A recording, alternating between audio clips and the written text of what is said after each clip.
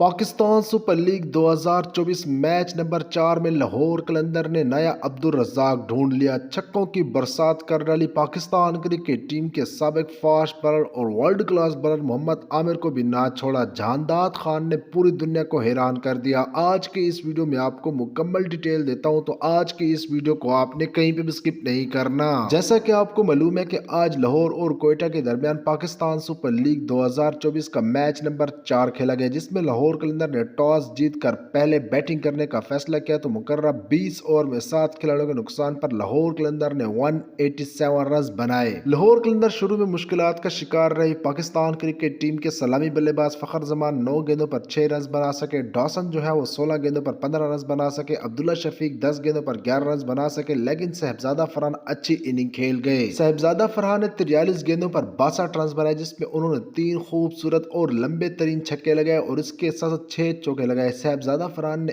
144.19 کے strike rate سے کھیلا، لیکن جانداد خان نے پوری دنیا کو حیران کر دیا۔ جانداد خان جیسے ہی بیٹنگ کرنے آئے تو پہلی گیند سے انہوں نے چھکے لگانا شروع کیے اور محمد عامر کو بھی انہوں نے نہ چھوڑا۔ جانداد خان نے 17 گیندوں کا سامنا کیا، جس میں انہوں نے 4 چھکے اور 3 خوبصورت چوکے لگائے۔ جانداد خان نے 17 گیندوں پر 45 یعنی کہ 45 رنز بنائے اور 264.71 کے سٹرائک ریٹ سے کھیلا، لیکن یہ میچ جو ہے لاہور قلندر ہار گئی۔ دوسری طرف کوئٹہ کی طرف سے خواجہ نافع نے بہت ہی اچھی بیٹنگ کی، اور میں وہ بندہ ہوں جو کہ آپ کو اس ٹیلنٹ کے بارے میں پہلے بتا چکا ہوں۔ انہوں نے 31 گیندوں پر 60 رنز بنائے، 3 چھکے اور 4 چوکے لگائے۔